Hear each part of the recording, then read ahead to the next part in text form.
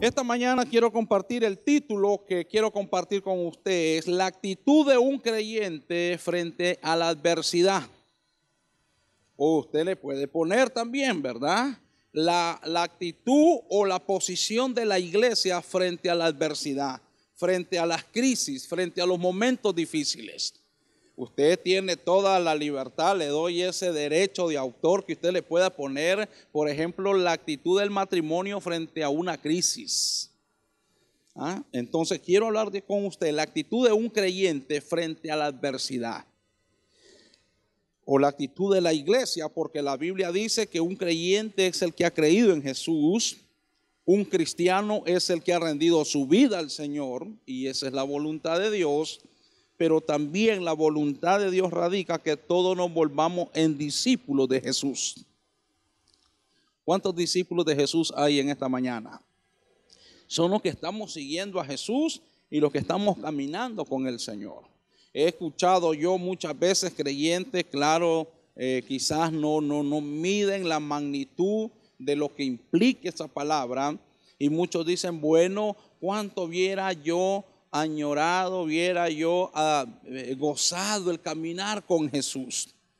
Mucha gente que tienen la posibilidad y viajan a Israel, por ejemplo, van a Jerusalén, van al Mar Muerto, van a la tumba vacía y dicen, qué privilegio el que los discípulos tuvieron, el poder aquí haber cenado con Jesús la última cena. Qué privilegio de los discípulos poder montar con Jesús en la barca y ver la gran tempestad y Jesús tomando el control. Pero no solamente esas experiencias tuvieron discípulos, también los discípulos tuvieron que enfrentar adversidades, aún físicamente Jesús con ellos. ¿Qué quiere Jesús enseñarnos entonces a través de las adversidades? Iniciemos entonces, y quiero que me acompañe a su Biblia. Quizás vamos a ser muy breve en los pasajes de la Biblia por el tiempo, pero yo quiero que esta mañana usted se vaya bendecido con la palabra del Señor, la actitud que usted debe de tener frente a la adversidad, frente a la muerte de un ser querido, frente al despido que quizás usted ha estado experimentando o va a experimentar quizás, frente a esa situación donde vemos que las cosas como que empeoran. Pues quiero decirle también que cuando Jesús habló del mundo, le voy a ayudar a que usted pueda entender esto. Jesús dijo, por ejemplo, en el mundo tendréis aflicciones. ¿A qué mundo se estaba refiriendo? Es al mundo espiritual en que nosotros luchamos. No lo podemos ver, pero son manifestaciones que el enemigo comienza a promover cuando usted y yo nos constituimos hijos de Dios. El apóstol Santiago, por ejemplo, dice que cuando nosotros nos convertimos a Cristo, nos constituimos enemigos del mundo. Entonces nos constituimos enemigos a las tinieblas. Entonces vaya conmigo, por ejemplo, a Mateo capítulo 11, versículo 12. Como introducción quiero hablar un poco acerca de las adversidades. Y Jesús aquí está recibiendo a los discípulos de Juan el Bautista y le están preguntando que si era él el que iba a venir o han de esperar a otro. Juan el Bautista ya está encarcelado, está en su último tiempo para ser decapitado, y Juan el Bautista ha terminado su misión, el cual el Señor le había asignado de preparar el camino para la llegada de él. Entonces los discípulos llegan donde Jesús y le preguntan, maestro, ¿eres tú el que habló Juan o hay que esperar a otro? Pues en el versículo 12 Jesús le habla a los discípulos y nos habla a nosotros con relación a la adversidad. Tiene Mateo capítulo 11, versículo 12. Ya le resumí toda la conversación que hay ahí y el contexto en el cual Jesús habla este pasaje. Y dice el versículo 12: desde los días de Juan el Bautista, ¿hasta cuándo? Entonces, Mañana iniciamos lunes, usted va a decir hasta ahora. Pasa el martes y esa palabra sigue teniendo validez hasta ahora. Desde los días de Juan el Bautista hasta ahora, el reino de los cielos, usted puede ayudarme a voz alta a decirle, el reino de los cielos sufre violencia y los violentos lo arrebatan. ¿Cuántos violentos y violentas hay aquí? No de los que agarran, ¿verdad?, la paila para darle a sus hijos o a su cónyuge, sino aquellos que frente a la adversidad, aquellos hombres y mujeres que frente al momento difícil podemos estar confiando de que Dios tiene el control de todo. Entonces Jesús dice, porque el reino de los cielos sufre violencia y los valientes y los violentos lo arrebatan. En otra versión, creo que la del 2000, dice, y los valientes, los esforzados, los que consagran su vida al Señor, son los que arrebatan el reino de los cielos. Entonces, ¿por qué las adversidades? Pues Jesús también habló de esto en Juan capítulo 16, versículo 33. Jesús dijo esta gran verdad y que usted debe de saberlo para tomar una buena actitud frente a las adversidades. Una buena actitud ante los días difíciles. Entonces tiene conmigo Juan 16, 33. Dice la palabra del Señor, aquí Jesús está hablando también. ¿Y qué fue lo que Jesús nos habló? Estas cosas os he hablado para que en mí tengáis paz. ¿Qué vamos a tener en el Señor? Paz. Porque solamente Jesús nos puede dar la paz. ¿Cuántos están llenos de paz? ¿Cuántos necesitan paz? Solamente Jesús la puede dar. Estas cosas os he hablado para que en mí tengáis paz. En el mundo, hablando del mundo espiritual, en el mundo tendréis aflicciones. Ahora, aquí está Jesús hablando. Pero confía, yo he vencido al mundo. Gloria al Señor por eso, ¿verdad? Entonces, las adversidades Jesús las habló. Ahora, ¿por qué el mundo a nosotros nos aborrece? ¿Por qué vamos a tener adversidades?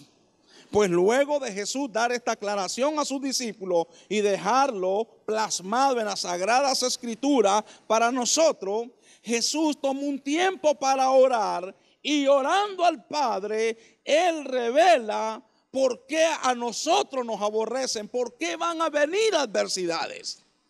Van a venir adversidades, Jesús lo dijo, Juan 17, versículo 14, exactamente. Jesús está orando al Padre y Él dice, yo le he dado tu palabra y el mundo los aborreció porque no son del mundo, tampoco yo soy del mundo. No ruego que los quites del mundo, sino que los guardes del mal. No son del mundo, como tampoco yo soy del mundo. Santifícalos en tu verdad. Tu palabra es verdad. Entonces nos aborrecen porque amamos la palabra de Dios. ¿Por qué nos aborrecen? Porque amamos la palabra del Señor. Usted anote esta cita y no lo busque ahorita, puede buscarlo luego en su casa con más tiempo.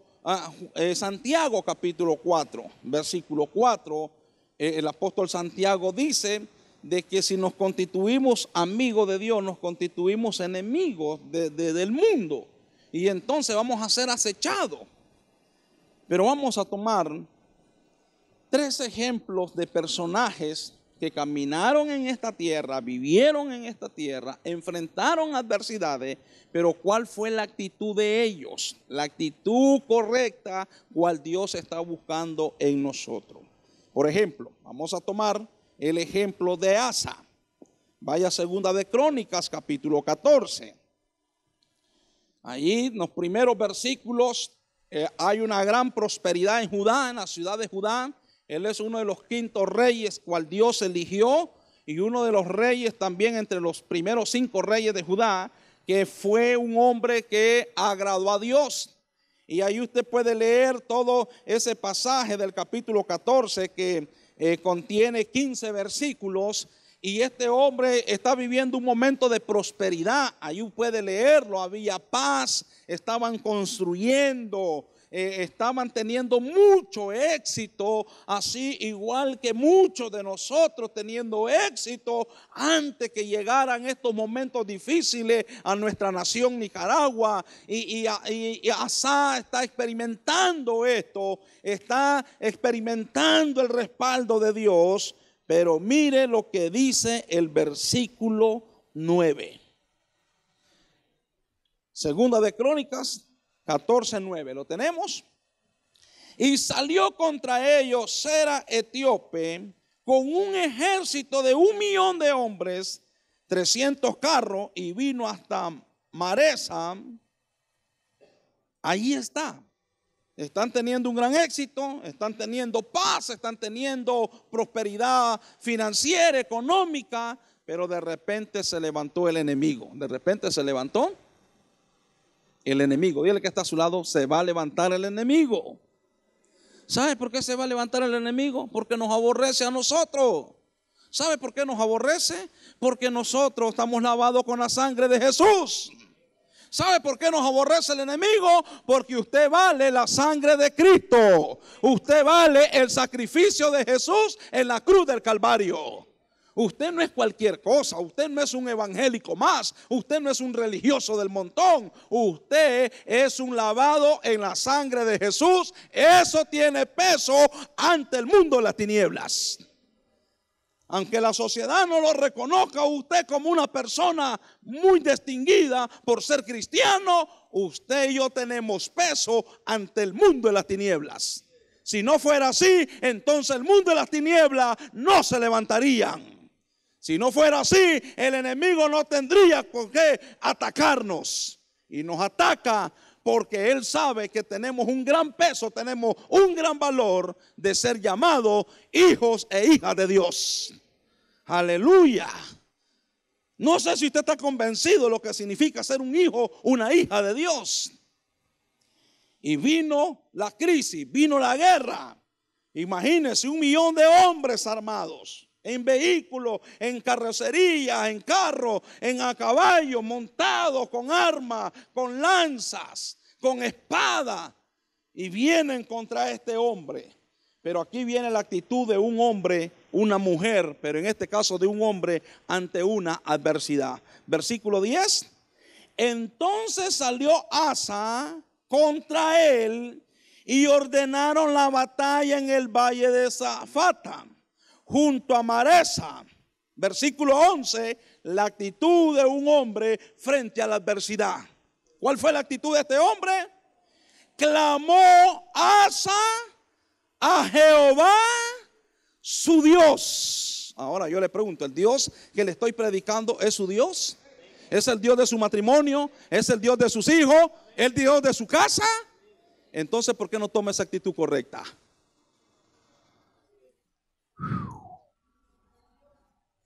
Oh, esto está salvaje aquí, ¿verdad? Tomó la actitud correcta, clamó a Jehová su Dios y dijo: oh Jehová, para ti no hay diferencia alguna en dar ayuda al poderoso como al que no tiene fuerza. Ayúdanos, oh Jehová, Dios nuestro, porque en ti nos apoyamos, porque en ti nos apoyamos y en tu nombre venimos contra este ejército. Oh Jehová, tú eres nuestro Dios. No prevalezca contra ti el hombre. Aleluya. Ahí estaba el clamor de un hombre frente a una gran adversidad. Y mire la respuesta de Dios en el versículo 12. Y Jehová deshizo a los etíopes delante de Asa y delante de Judá, y huyeron los etíopes. Aleluya.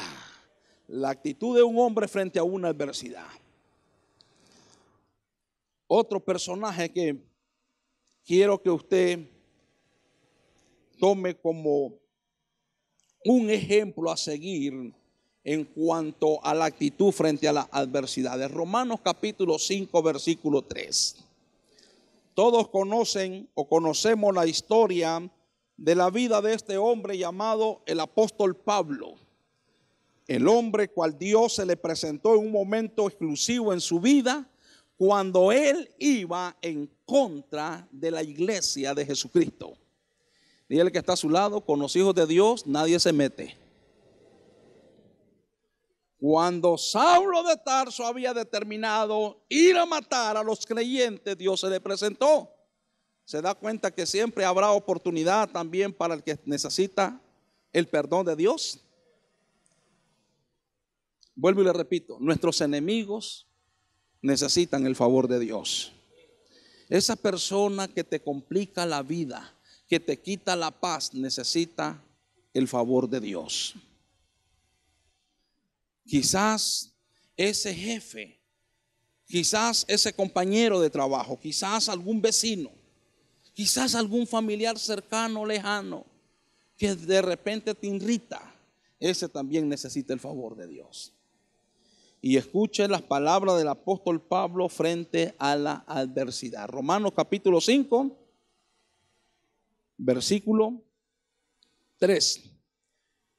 Y no solo esto, sino que también nos gloriamos en las tribulaciones. Alabado Jesús. Sabiendo que la tribulación produce paciencia, y la paciencia y la prueba esperanza, y la esperanza no avergüenza. ¿Cuántos tienen esperanza en Jesús? La esperanza, querida iglesia, no avergüenza. Lo que tenemos que tomar es una buena actitud frente a la adversidad.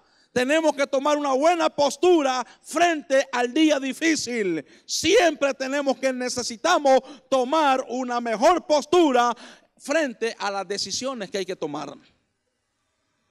Porque la esperanza no avergüenza. Porque el amor de Dios ha sido derramado en nuestros corazones por el Espíritu Santo que nos fue dado. El apóstol Pablo frente a la adversidad dice: nos gloriamos en las tribulaciones. Es difícil. Es difícil. ¿Sabe por qué es difícil? Porque somos seres mortales, somos seres humanos. Jesús dijo: vas a tener aflicciones, pero en medio de las aflicciones nosotros podemos ser más que vencedores en Cristo Jesús. Dice la palabra del Señor, segunda de Corintios capítulo 1, versículo 8 al versículo 10.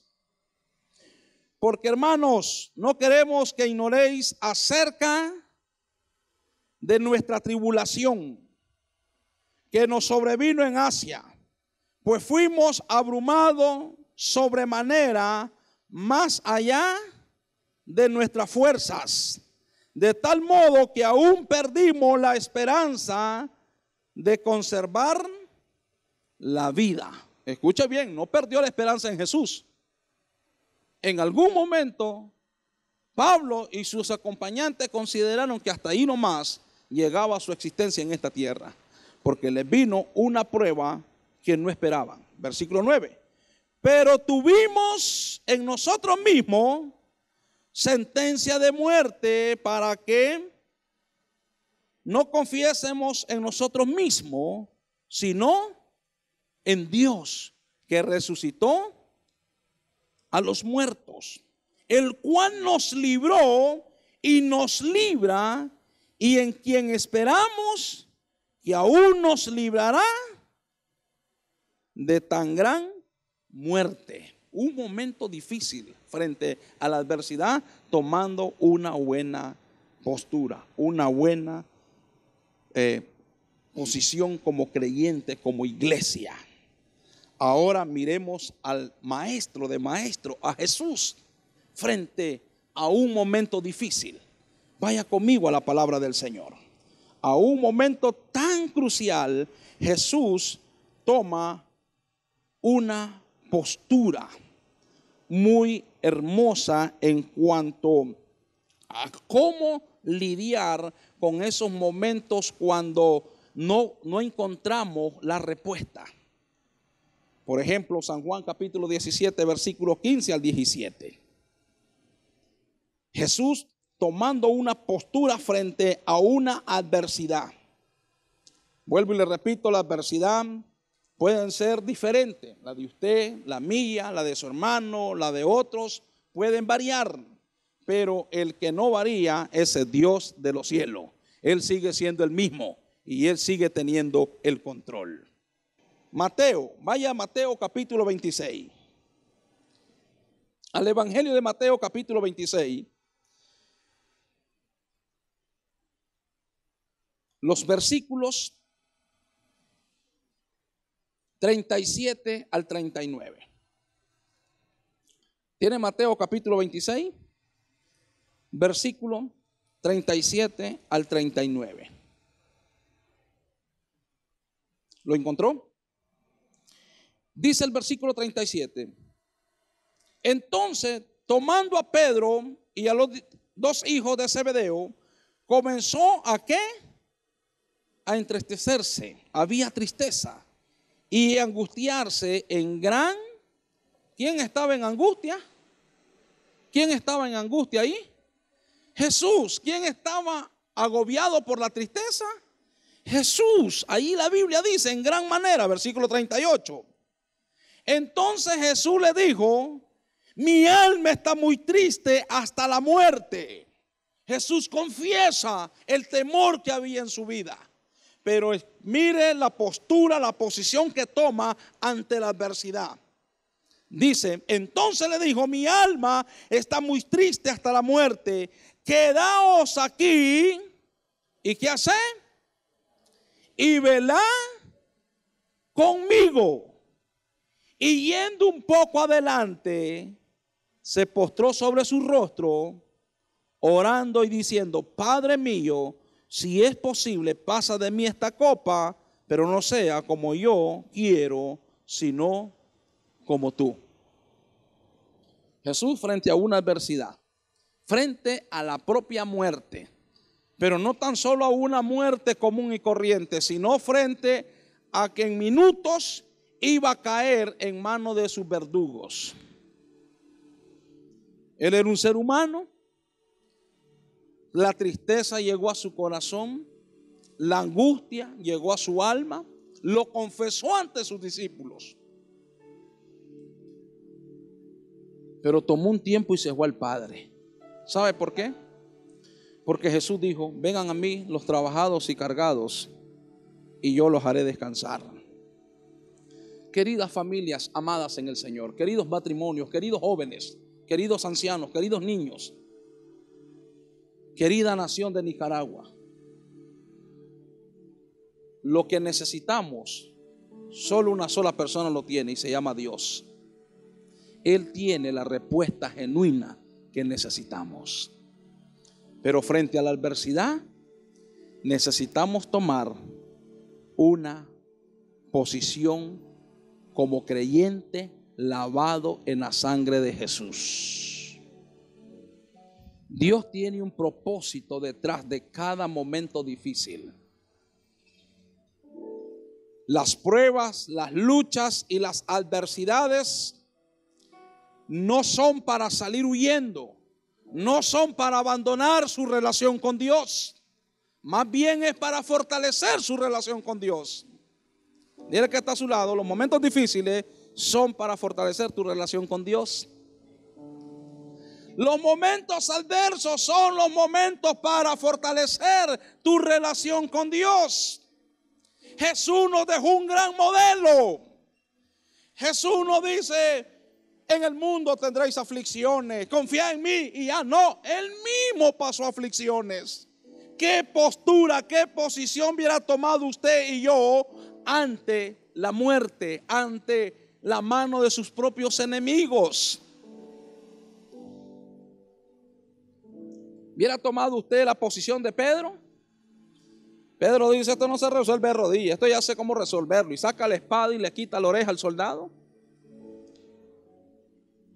El apóstol Pablo dice en Efesios 6:12: no tenemos lucha contra sangre ni carne, sino contra principados, potestades, gobernadores de las tinieblas de maldad. Su lucha no es con su vecino, su lucha no es con su nuera, con su suegra, su lucha no es con sus hijos, su lucha no es con su cónyuge. La lucha no es política, es contra principados y potestades. ¿Usted quiere tener grandes victorias en su vida? Tome la posición de un creyente lavado en la sangre de Jesús frente a las adversidades. Y le bendigo con este salmo. Ayer Dios me bendijo con este salmo mientras hacía mi devocional y se lo obsequio, para que mire que en Casa de Mi Gloria damos regalos también. Salmo 101.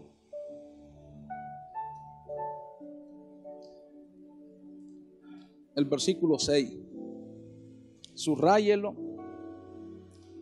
y póngale 22 de julio del 2018. Dios, a través del pastor Carlos, me regaló esto.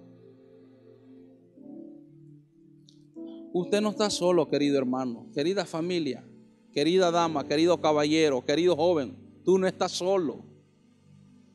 ¿Ya encontró el Salmo 101? Versículo 6. Subráyelo, póngale resaltador, póngale su comentario, extiéndale lo que usted siente en su corazón. ¿Lo tiene para que lo lea conmigo?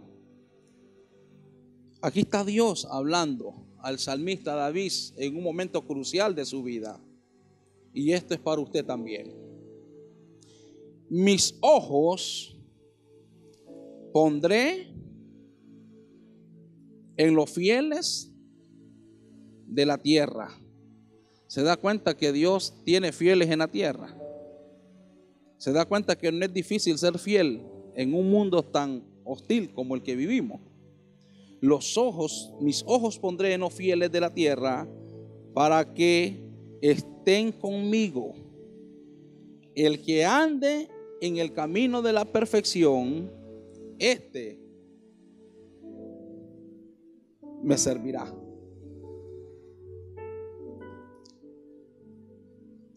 Quizá usted ha llegado con alguna situación agobiante. Yo le voy a invitar a que se ponga sobre sus pies.